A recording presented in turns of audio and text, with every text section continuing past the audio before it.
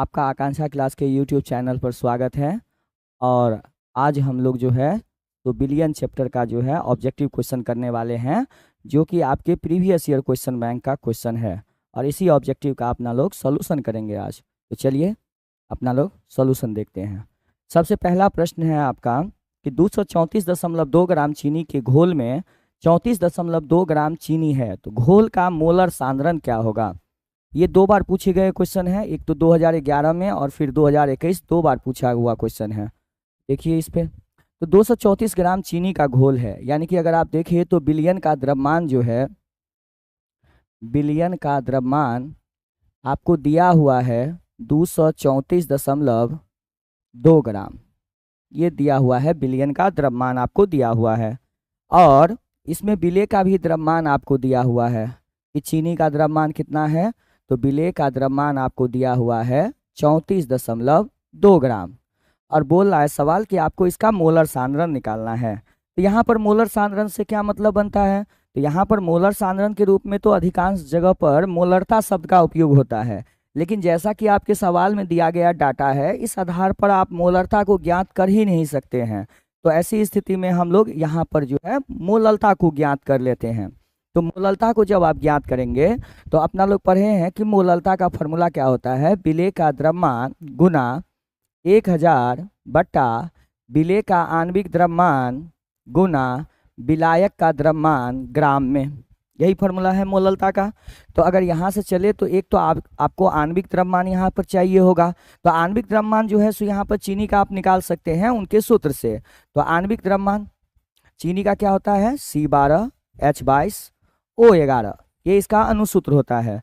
तो जब ये अनुसूत्र C12H22 और O11 है, तो यहाँ पर जो है सो आणविक द्रव्यमान निकालने के लिए कुछ नहीं करना है। अणु में जो भी परमाणु आपको दिए हुए हैं, इन परमाणुओं को आपको क्या करना है, जोड़ लेना है। तो जोड़ दीजिए परमाणु के द्रव्यमान को। तो कार्बन का परमाणु द्रव्यमान होता है 12, तो 1 का 12 होता है, तो 12 ठो है, तो 12 गुना 12। प्लस हाइड्रोजन का परमाणु द्रव्यमान होता है 1, तो 1 गुना 22। प्लस ऑक्सीजन का होता है 16, तो 16 गुना 11। तो ये टोटल आणविक द्रव्यमान को सम करना पड़ेगा। तो 12 गुना 12 144, प्लस 1 गुना 22 22, प्लस 16 गुना 11 होता है 176। और टोटल को सम करेंगे तो ये आपको आएगा 342 ग्राम पर मोल। तो यहाँ पर आणविक द्रव्यमान आपने ज्ञात कर लिया, तो आणविक द्रव्यमान निकल गया। तो यहाँ पर आपको एक और चीज ज्ञात करना पड़ेगा, वो है विलायक का द्रव्यमान। क्योंकि यहाँ पर बिलियन का द्रव्यमान और विलेय का द्रव्यमान दिया हुआ है, तो विलायक का द्रव्यमान तो ज्ञात करना पड़ेगा। तो विलायक का द्रव्यमान ज्ञात करने के लिए, तो विलायक का जो द्रव्यमान होगा, तो विलायक का द्रव्यमान बराबर आप बिलियन के द्रव्यमान में से विलेय के द्रव्यमान को घटा दीजिए, क्योंकि बिलियन बराबर होता है विलेय प्लस विलायक। तो बिलियन बराबर विलेय प्लस विलायक होता है, यानी कि 1 बिलियन के अंदर विलेय रहते हैं और विलायक रहते हैं। तो अगर आपको विलायक का द्रव्यमान चाहिए तो बिलियन के द्रव्यमान में से विलेय को घटाना पड़ेगा। तो बिलियन का द्रव्यमान है आपका 234.2 माइनस विलेय का द्रव्यमान है आपका 34.2, और ये किस में है, तो ग्राम में है। तो यहाँ से घटाएंगे तो आ जाएगा आपका कितना ग्राम, 200 ग्राम। तो विलायक का द्रव्यमान आपको 200 ग्राम आ गया। तो आप फॉर्मूला में पुट कर दीजिए वैल्यू को। तो फॉर्मूला में मोललता बराबर हो जाएगा विलेय का द्रव्यमान 34.2 ग्राम गुना 1000 बट्टा आणविक द्रव्यमान 342 गुना विलायक का द्रव्यमान है आपका 200 ग्राम। तो यहाँ से कैंसिल आउट कीजिएगा तो ये आपका आएगा 10, और यहाँ से 2 1 200, 5 1000 और 5 एकम 5, 5 दूना 10। तो ये आपका आंसर आएगा 0.5 m, 0.5 m, जो कि यहाँ पर आपका ऑप्शन में दिया हुआ नहीं है। तो इसीलिए जो है सो आप इसका आंसर लिखेंगे 0.5 m, 0.5 m। इनमें से कोई भी ऑप्शन जो है आपका सही नहीं है। इसका एग्जैक्ट आंसर होगा 0.5 m, यानी कि 234.2 ग्राम चीनी के घोल में 34.2 ग्राम चीनी है, तो घोल का मोललता जो होगा वो 0.5 मोलर होगा। ठीक है, अब दूसरे सवाल पे आते हैं। दूसरा थियोरेटिकल सवाल है, ये कहता है किसी विलयन के सांद्रण को व्यक्त करने का कौन सा तरीका तापक्रम पर निर्भर नहीं करता है। तो तापक्रम पर निर्भर नहीं करता है मोललता, कौन नहीं करता है? मोलरता। अब यहाँ पर सांद्रता के 3 पद दिए हुए हैं, नॉर्मलता भी सांद्रण का पद है, मोलरता भी है और मोलरता भी है। तो ये तीनों पद सांद्रण के हैं, लेकिन नॉर्मलता और मोलरता जो है विलयन पर निर्भर करता है, विलयन पर निर्भर करता है, जबकि मोलरता जो है वो विलायक पर निर्भर करता है। तो शुद्ध विलायक में विलेय आप कहते हैं, मोलरता का परिभाषा की प्रत्येक किलोग्राम विलायक में उपस्थित विलेय के मोल संख्या को मोलरता कहते हैं। तो यहाँ पर मोलरता जो है विलायक में उपस्थित रहता है, तब उसका मोलर सांद्रण मोलरता कहलाता है, जबकि नॉर्मलता और मोलरता विलयन में ज्ञात किया जाता है। इसीलिए मोलरता जो होता है ये जो है सो तापक्रम पर निर्भर नहीं करता है। ठीक है, चलिए अब तीसरा सवाल पे आते हैं। तो ये तीसरा सवाल कहता है कि केन शुगर के 5%, केन शुगर यानी कि चीनी ही होता है, केन शुगर उसी को सुक्रोज को कहते हैं, जिसका अनुभार दिया हुआ है 342 के 5% एक घोल पदार्थ X के साथ 1% घोल आइसोटोनिक है। क्या है? आइसोटोनिक है। आइसोटोनिक का मतलब होता है समपरासरी, यानी कि जिसमें सांद्रता क्या रहे, दोनों विलयनों का बराबर रहे। तो आप डायरेक्ट अगर इस सवाल को बनाना चाहते हैं तो आइसोटोनिक विलयन है तो आप डायरेक्ट लीजिए कि दोनों विलयन यानी कि C1 पहला विलयन का सांद्रता बराबर होगा C2 यानी कि दूसरे विलयन का सांद्रता। अगर आपको फॉर्मूला के थ्रू बनाना है तो समपरासरी विलयन जो होते हैं, तो समपरासरी विलयन में अपना लोग पढ़े हैं, जब दो विलयनों की सांद्रता बराबर रहती है तो उसे समपरासरी विलयन कहते हैं। और समपरासरी विलयन के लिए अपना लोग फार्मूला पढ़ते हैं P बराबर CRT। तो वहीं से R और T तो दोनों विलयन के लिए कॉमन ही न लिया जाएगा, इसीलिए उसको हटा दिया गया है। जैसे अगर आप लिखना चाहे तो आप समपरासरी है तो आप लिख सकते हैं P1 बराबर P2। अब P1 का वैल्यू लिखना है तो C1 into RT equal to C2 into RT। और RT चूंकि दोनों में कॉमन ही रहेगा, ये कांस्टेंट पद है, तो इसीलिए ये दोनों कैंसिल होगा, तो आएगा C1 बराबर C2।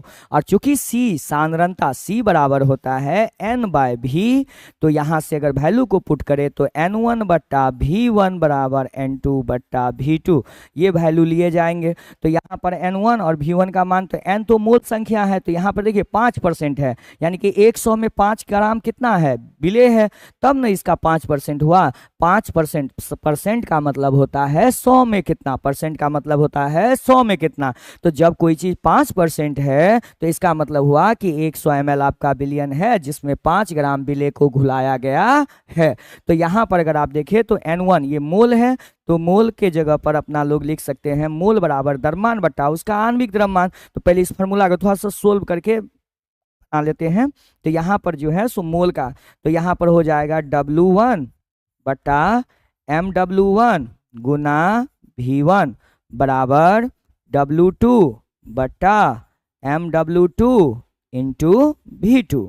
ठीक है, अब यहां से फॉर्मूला में वैल्यू रखिए, तो पहला विलयन 5% है यानी कि 5 ग्राम, तो 5 बट्टा उसका आणविक द्रव्यमान दिया हुआ है 342 गुना V1 100 ml विलयन है इक्वल टू W2 का मान आपको ज्ञात करना है। इस सवाल में W2 का मान दिया हुआ है।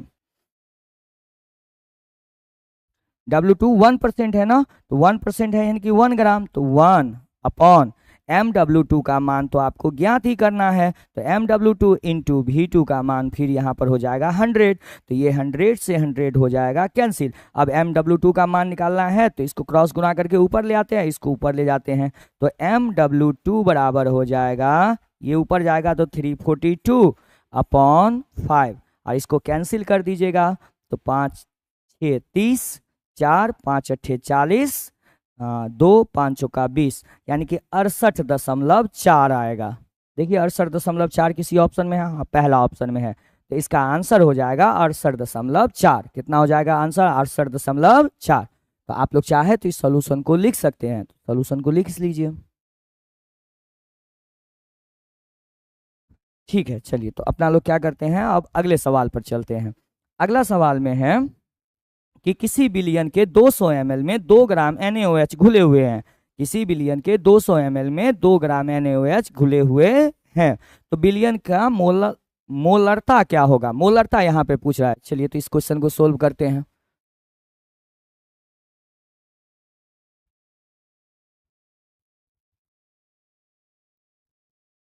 चलिए यहाँ पर विलयन का आयतन कितना दिया हुआ है, तो पेन थोड़ा सा ये कर लेते हैं। विलयन का आयतन। तो विलयन का आयतन आपको दिया हुआ है 200 ml। विलयन का आयतन आपको दिया हुआ है कितना, 200 ml।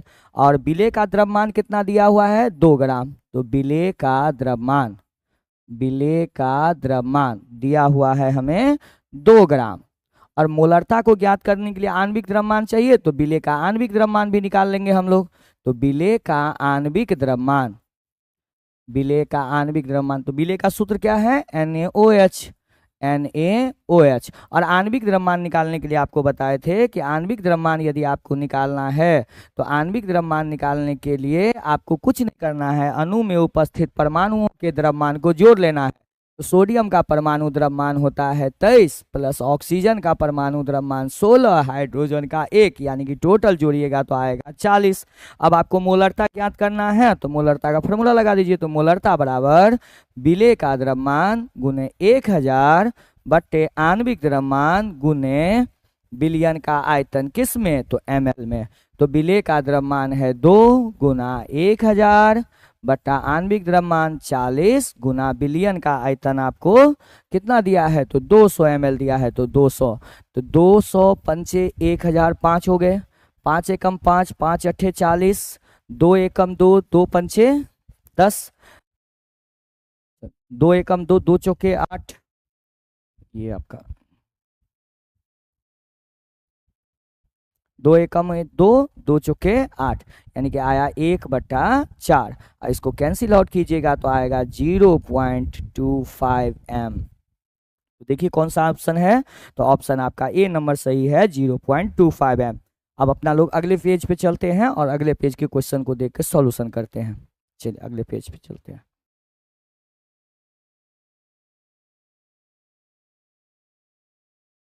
अगला क्वेश्चन आपके पास है, अगला क्वेश्चन आपके पास है घोलक के 1 किलोग्राम, यानी कि विलायक, घोलक मतलब विलायक होता है, घोलक का अर्थ क्या होता है, विलायक, घोलक का अर्थ होता है विलायक, यानी कि विलायक के 1 किलोग्राम में उपस्थित घुल्य, घुल्य को हम लोग विलेय कहते हैं। क्या कहते हैं, विलेय कहते हैं। कि मोलों की संख्या को क्या कहते हैं, तो प्रत्येक किलोग्राम विलायक में उपस्थित विलेय के मोल संख्या को हम लोग मोललता कहते हैं। क्या कहते हैं, मोललता। तो इसका आंसर क्या होगा, बी नंबर होगा, जो कि मोललता है। ठीक है। अब अगला क्वेश्चन है 6ठा नंबर में कि यदि 18 ग्राम ग्लूकोज को 1000 ग्राम घोलक में घुलाया गया जाता है तो उस घोल का को कहते हैं। और ये 2023 में आपका पूछा हुआ क्वेश्चन है। तो जब 2023 में पूछा हुआ आपका क्वेश्चन है तो इसको ध्यान से बनाना चाहिए। तो 18 ग्राम ग्लूकोज है, यानी कि आप अगर देखें यहाँ पर तो विलेय का द्रव्यमान आपको क्या दिया हुआ है, विलेय का द्रव्यमान दिया हुआ है, विलेय का द्रव्यमान दिया हुआ है सवाल में 18 ग्राम। और फिर विलायक का द्रव्यमान, विलायक का द्रव्यमान कितना दिया हुआ है, तो विलायक का द्रव्यमान आपको दिया है 1000 ग्राम। क्या दिया हुआ है, 1000 ग्राम। तो विलेय का अपना लोग आणविक द्रव्यमान भी ज्ञात कर सकते हैं। विलेय का आणविक द्रव्यमान, विलेय का आणविक द्रव्यमान, तो विलेय का सूत्र क्या है, तो विलेय के रूप में ग्लूकोज है तो ग्लूकोज का सूत्र होता है C6H12O6। तो यहाँ पर अपना लोग आणविक द्रव्यमान को निकालने के लिए सभी परमाणु के द्रव्यमान को जोड़ देंगे। तो कार्बन का परमाणु द्रव्यमान 12, तो 12 गुना 6 प्लस हाइड्रोजन का होता है 1, तो 1 गुना 12 प्लस ऑक्सीजन का होता है 16, तो 16 गुना 6, तो 12 छके 72 प्लस 12 प्लस 96, तो टोटल को जोड़ेंगे तो आएगा 180। अब यहाँ पर आप देख लीजिए आपको विलेय का द्रव्यमान और विलायक का द्रव्यमान दिया है, तो आप मोलरता ज्ञात कर सकते हैं कि मोललता ज्ञात कर सकते हैं। तो आंसर होगा कि हम लोग मोललता ज्ञात कर सकते हैं, क्योंकि जब विलायक का द्रव्यमान दिया हुआ रहता है तो प्रत्येक किलोग्राम विलायक में उपस्थित विलेय के द्रव्यमान को मोललता कहते हैं। और अगर आपको मोलरता ज्ञात करना रहता है तो उसके लिए आपको विलयन का आयतन देना जरूरी रहता है। तो यहाँ पर चूंकि विलायक का द्रव्यमान दिया है तो अपना लोगों को क्या निकालना पड़ेगा, मोललता। तो मोललता बराबर विलेय का द्रव्यमान गुना 1000 बट्टा विलेय का आणविक द्रव्यमान गुने विलायक का द्रव्यमान ग्राम में। तो विलेय का द्रव्यमान यहाँ पर सवाल में दिया है 18 गुना 1000 बट्टा आणविक द्रव्यमान 180 गुना विलायक का द्रव्यमान आपका हो गया 1000 ग्राम है।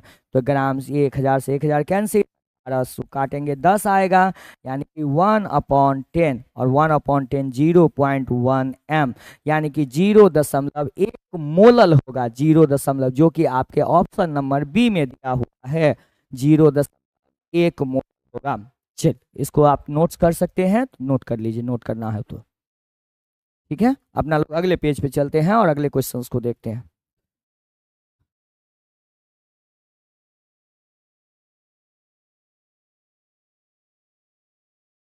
चलिए अगला क्वेश्चन में है, ये आपका अगला क्वेश्चन आया।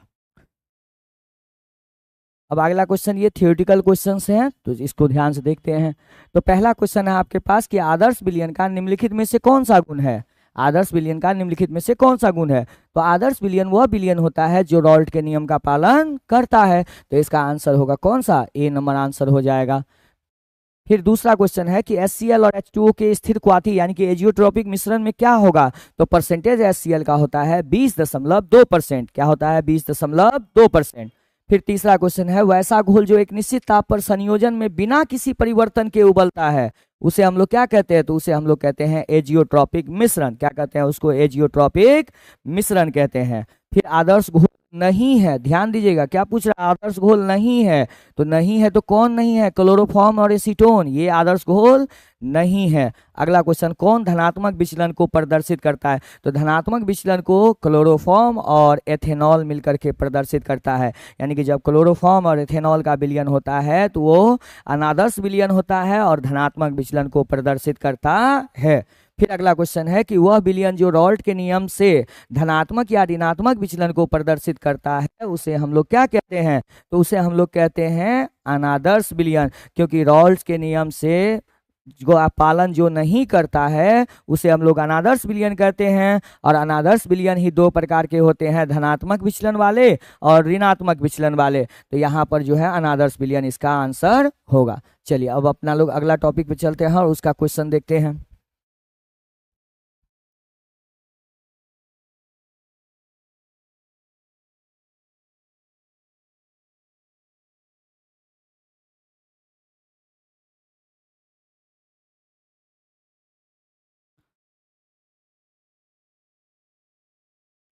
चलिए अगला क्वेश्चन है आपका यहाँ पर कि 0.01 m ग्लूकोज के विलयन के तुलना में 0.0 m MgCl2 के विलयन में हिमांक अवनमन होगा। तो ऐसे क्वेश्चंस के लिए जब आपको तुलना में कोई भी प्रकार के अनुसंग गुणधर्म को पूछे जाते हैं तो इसके लिए अपना लोग एक शॉर्ट टर्म यूज किए थे। सबसे पहला चीज तो आपको देखना है क्या इनकी सांद्रता समान है। तो दोनों की मोलरता 0.1 0.01 0.01 दिया हुआ है। तो ये जब समान है तो ऐसे में आप जो है वैल्यू निकाल लीजिए। तो ग्लूकोज एक वैद्युत अनवघट पदार्थ है।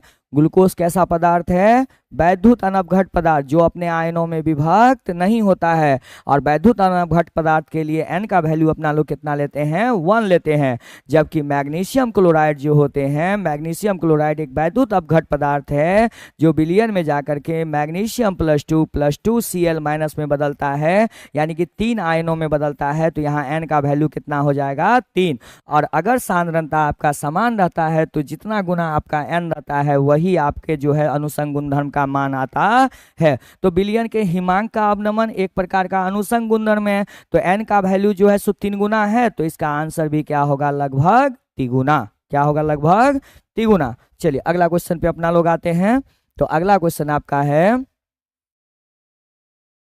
यहाँ 2 नंबर क्वेश्चन। कह रहा है क्वेश्चन कि निम्नलिखित में से कौन अनुसंग गुणधर्म है। तो अनुसंग गुणधर्म 4 होता है। अपना लोग पढ़े अनुसंग गुणधर्म कितने होते हैं, 4 होते हैं।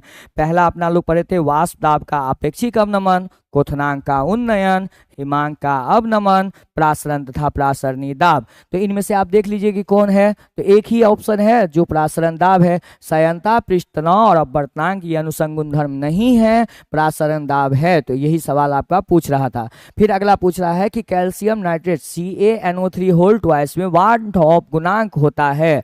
तो वांट ऑफ गुणांक तो इसका देख लीजिए, कैल्शियम CaNO3 होल ट्वाइस है। तो ये ब्रेक कैसे करेगा, तो ये ब्रेक करेगा तो Ca+2 बनाएगा, प्लस 2 गो NO3 है तो 2 NO3 माइनस में टूटेगा, तो n का वैल्यू कितना होगा 3। तो इसके लिए जो है वांट ऑफ गुणांक का मान कितने हो जाएगा 3 हो जाएगा, यानी कि C हो जाएगा। फिर अगला क्वेश्चन है कि पहाड़ों पर जल का क्वथनांक कम हो जाता है। पहाड़ों पर जल का क्वथनांक कम हो जाता है, क्यों? क्योंकि पहाड़ों पर वायुमंडलीय दाब क्या होता है, कम होता है। क्योंकि पहाड़ों पर वायुमंडलीय दाब क्या होता है, कम होता है। जब जैसे जैसे हम समतली भाग से किसी ऊंचे स्थान की ओर जाते जाते हैं तो ऊपर वातावरण की मोटाई पतली होती जाती है और धीरे धीरे वातावरण का दाब भी होते जाता है, कम होते जाता है। तो इसी कारण से वहां पर वायुमंडल का दाब कम है, जिसके कारण जो है वहां पहाड़ों पर जो है क्वथनांक क्या हो जाता है, कम हो जाता है। अगला क्वेश्चन पे आते हैं। तो अगला क्वेश्चन है कि निम्नलिखित में से विलयन के लिए कौन अनुसंग गुणधर्म है। फिर अनुसंग गुणधर्म का क्वेश्चन है, तो यहाँ पर आंसर क्या होगा, प्रासरण। पृष्ठ तनाव, चालकता और अर्धवायु अनुसंग गुणधर्म नहीं है, सिर्फ प्रासरण अनुसंग गुणधर्म के कैटेगरी में आएगा। और प्रासरण दाब का समीकरण क्या होता है, तो प्रासरण दाब का समीकरण P बराबर CRT, या कहीं कहीं पर ऐसे भी लिखा रहता है पाई बराबर CRT भी लिखा हुआ रहता है। तो यहाँ पर P बराबर CRT दिया हुआ है, तो पहला ये ऑप्शन आपका सही होगा, P बराबर CRT। अगला क्वेश्चन है कि अर्धपरागम झिल्ली में से प्रासरण क्रिया में कौन निकलता है। तो अर्धपरागम झिल्ली वैसी झिल्ली को कहते हैं जिससे विलायक के अणु तो बाहर निकलते हैं किंतु विलेय के अणु बाहर नहीं निकल पाते हैं। इसीलिए यहाँ पर आंसर होगा कि अर्धपरागम झिल्ली के प्रासरण क्रिया में कौन निकल पाते हैं, विलायक के अणु निकल पाते हैं। अगला क्वेश्चन 8 नंबर क्वेश्चन आपका दिया हुआ है, न्यूमेरिकल है कि 0.1 MbA NO2 होल ट्वाइस गोल का वांट ऑफ गुणांक 274.74 है, तो विघटन स्तर क्या होगा। तो इसके लिए अपना लोग एक फार्मूला का उपयोग करेंगे और फार्मूला से बनाएंगे। विघटन स्तर को अपना लोग कहते हैं अल्फा, और यहाँ पर आपको जो है परसेंटेज में ऑप्शन दिया है तो आपको परसेंटेज में ज्ञात करना पड़ेगा। तो अल्फा बराबर होता है I-1/n-1 और गुना में, चूंकि परसेंटेज लगा है तो 100 से गुना करना पड़ेगा। आई यहाँ पर वांट ऑफ गुणांक है जिसका मान सवाल में आपको दिया हुआ है। सवाल में कितना दिया है 2.74 माइनस 1/n का वैल्यू। n का वैल्यू आपको ये बताएगा कि विलयन में जाने के बाद जो है ये अणु कैसे टूटेंगे, कितने आयनों में टूटेंगे। तो देख लीजिए BaNO2 का होल ट्वाइस है, तो ये जब ब्रेक करेगा तो Ba+2 + 2NO2 माइनस, इसी में ब्रेक करेगा तो n का वैल्यू यहाँ पर कितना हो जाएगा, तो n का वैल्यू 2 आयन यहाँ है, एक आयन यहाँ है, तो n का वैल्यू हो जाएगा 3। तो n के जगह पे वैल्यू रख देंगे 3, तो 3 - 1 गुना में कितने लिखेंगे 100। तो इसको माइनस कीजिएगा तो 1.74 बट्टा 3 में से 1 गया तो 2 गुना में कहते हैं 100 है। चलिए दशमलव को उड़ा लेते हैं तो नीचा में 100 लिखाएगा, इन दोनों कैंसिल हो जाएगा तो आएगा 87%, जो कि आपका ऑप्शन नंबर कितना है, ये बी नंबर में ऑप्शन है, तो आपका बी नंबर ऑप्शन हो जाएगा। फिर अगला सवाल है कि निम्नलिखित जलीय घोल में किसका क्वथनांक अधिकतम होगा। तो ऐसे सवालों के लिए आपको बताए हैं कि अनुसंग गुणधर्म का जब भी ऐसा सवाल है जिसमें आपको कंपैरिजन यानी कि तुलना करना पड़े, तो आपको कुछ नहीं निकालना है। आप सबसे पहले देख लीजिए कि इसका सांद्रता सेम है। तो पहला बात कि इसकी चारों की सांद्रता 1m 1m और 1m दिया हुआ है, तो सांद्रता सबका सेम है। तो आप सबके लिए n का वैल्यू निकालिए कि जो जब ये विलयन में मिलेगा तो ये कितने आयनों में विभक्त होगा। तो पहला नंबर है NaOH, पहला नंबर में है NaOH। अब ये NaOH ब्रेक करेगा तो बनाएगा Na प्लस OH माइनस, यानी कि n का वैल्यू कितने हो जाएगा, काय गो आयन बनाया है 2 गो आयन, तो n का वैल्यू हो जाएगा 2। दूसरा नंबर में है आपका Na2SO4। अब ये ब्रेक करेगा तो 2 गो सोडियम आयन में बदलेगा 2Na प्लस SO4 पर आएगा -2। तो यहाँ पर 2 आयन सोडियम के, 1 आयन सल्फेट के, तो 2 और 1 कितना हो गया 3। तो n का वैल्यू यहाँ पर कितना है 3।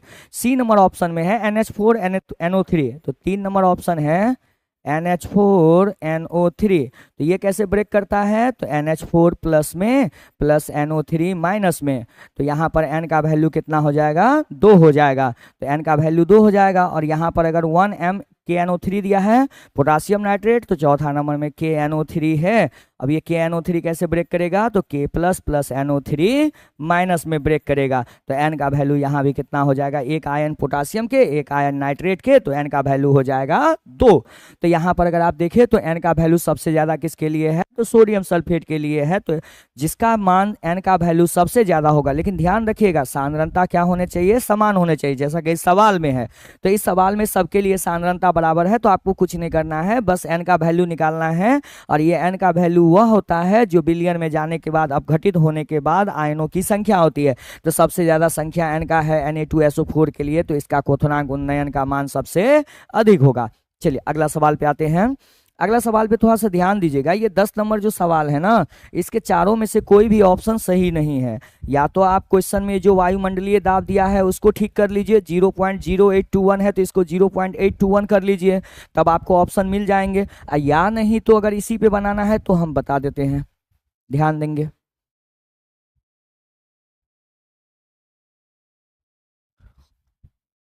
चलिए, प्रासरण दाब 300 केल्विन पर, टेम्परेचर दिया हुआ है आपका 300 केल्विन, और गैस स्थिरांक का मान R का मान होता है 0.0821 गैस स्थिरांक का मान होता है ये। और वायुमंडलीय दाब आपको P का मान दिया हुआ है कितना, 0.0821 ATM दिया हुआ है आपको।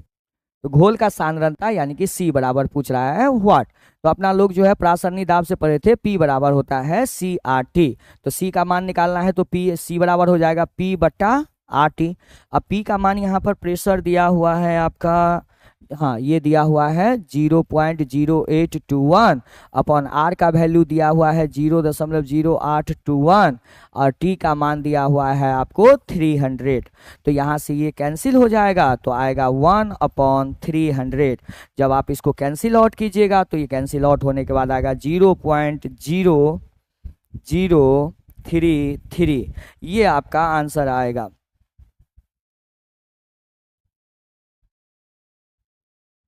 ये आपका आंसर आएगा इतना M, ठीक है।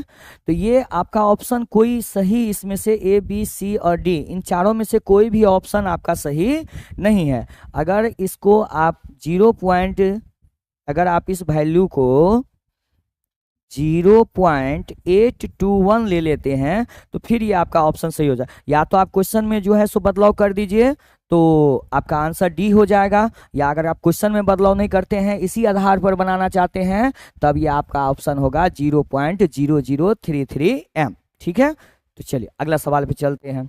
अगला सवाल में है कि निम्नलिखित में किसका हिमांक अवनमन होगा। फिर यहाँ पर थोड़ा सा मिस किया हुआ है, अधिकतम होगा ये देना चाहिए था, फिर भी चलिए कोई बात नहीं, अपना लोग अधिकतम मान करके बनाते हैं। निम्नलिखित में किसका हिमांक अवनमन होगा। तो अब यहाँ पर देखिएगा तो ग्लूकोज और यूरिया, ये दोनों जो हैं, ग्लूकोज और यूरिया वैद्युत अनवघट पदार्थ है। तो ये विलयन में जाने के बाद अपने आयनों में विभक्त नहीं होते हैं। तो इसके लिए N का वैल्यू 1 और इसके लिए भी N का वैल्यू कितना हो जाएगा 1। और NaCl Na प्लस और Cl माइनस में टूटता है। तो जब ये Na प्लस और Cl माइनस में टूटेगा, यहाँ पर NaCl, ये रहा सवाल। तो NaCl जो है यहाँ पर ये ग्लूकोज और यूरिया वैद्युत अनवघट पदार्थ है, तो इन दोनों के लिए N का वैल्यू होगा 1। और NaCl जो आपका है, तो NaCl टूटेगा Na प्लस में और Cl माइनस में, तो इसके लिए N का वैल्यू कितना हो जाएगा 2। और दूसरा पोटासियम सल्फेट K2SO4 दिया हुआ है, तो K2SO4 2K plus plus SO4 minus 2 में टूटेगा। तो यहाँ पर N का वैल्यू 2 गो आयन ये, 1 गो आयन ये, तो N का वैल्यू कितना हो जाएगा 3। और जब N का वैल्यू अधिकतम जिसके लिए होता है, उसी के लिए जो है चारों अनुसंग गुणधर्म के मान भी अधिकतम होते हैं, इसीलिए इसका आंसर क्या हो जाता है आपका A नंबर हो जाएगा। फिर अगला सवाल आपका पूछ रहा है कि विलयन के अनुसंग गुणधर्म का उदाहरण है। तो विलयन के 4 अनुसंग गुणधर्म होते हैं, वाष्प दाब का अपेक्षिक अवनमन, हिमांक का अवनमन, क्वथनांक का उन्नयन, प्रासरण तथा प्रासरणी दाब। तो इनमें से क्वथनांक उन्नयन दिया है, तो आंसर हो जाएगा आपका C नंबर।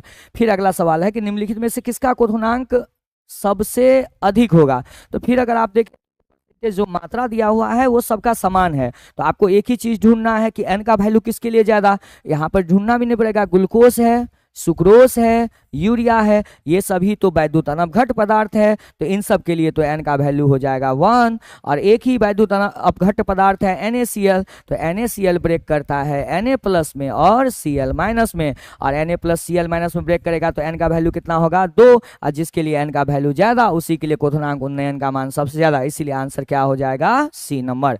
फिर अगला है कि समपराशरी विलयन के बराबर होता है, तो समपराशरी विलयन जो होते हैं उसमें सांद्रता क्या होता है, बराबर होता है, जो कि आपका ऑप्शन नंबर डी बता रहा है कि मोलर सांद्रण क्या होना चाहिए, बराबर होना चाहिए। फिर अगला सवाल में सेम वही क्वेश्चन है कि निम्नलिखित में से किसके जलीय विलयन का क्वथनांक, यहाँ पर क्वथनांक पूछ दिया कि क्वथनांक सबसे उच्चतम होगा, तो फिर से आप देख लीजिए, यहाँ पर ग्लूकोज है वैद्युत अपघट पदार्थ, n का वैल्यू 1, सुक्रोज है वैद्युत अपघट पदार्थ, n का वैल्यू 1, NaCl है तो ये ब्रेक करता है Na प्लस में और Cl माइनस में, तो यहाँ पर n का वैल्यू कितना हो जाएगा 2, और CaCl2 है तो ये ब्रेक करेगा Ca+2 में +2 Cl माइनस में, तो यहाँ पर n का वैल्यू कितना हो जाएगा 2 और 1 कितना हो जाएगा 3 हो जाएगा।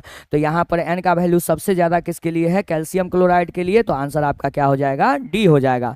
फिर अगला सवाल 16 नंबर सवाल कहता है कि निम्नलिखित में से कौन अनुसंग गुणधर्म नहीं है, कौन अनुसंग गुणधर्म नहीं है, तो पहला नंबर ऑप्शन आपका होगा वाष्प दाब।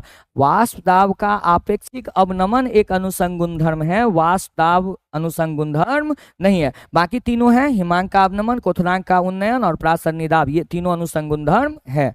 अब अगला सवाल पे आते हैं, 17 नंबर सवाल पे आते हैं, तो 17 नंबर सवाल आपका आता है,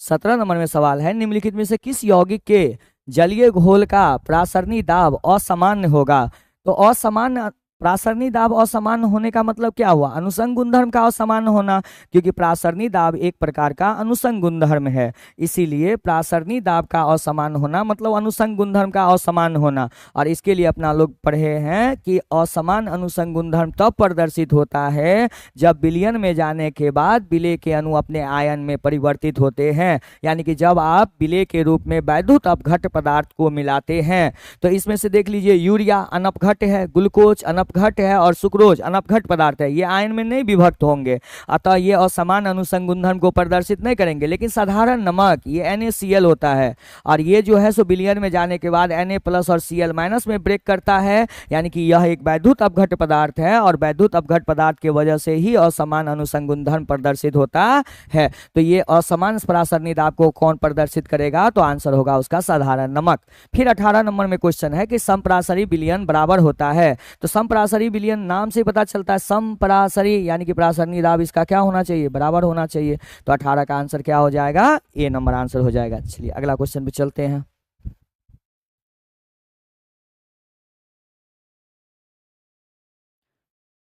अच्छा, अब आगे क्वेश्चन आपका नहीं है ऑब्जेक्टिव में, ठीक है, तो अपना लोग जो है सो नेक्स्ट वीडियो जब होगा तो इस चैप्टर में कुछ जो लघुत्तरीय और दीर्घोत्तरीय क्वेश्चन हैं उसके अंदर जो है सब्जेक्टिव के अंदर न्यूमेरिकल दिए हुए हैं, तो न्यूमेरिकल क्वेश्चन का अपना लोग सॉल्यूशन कर लेंगे, ठीक है।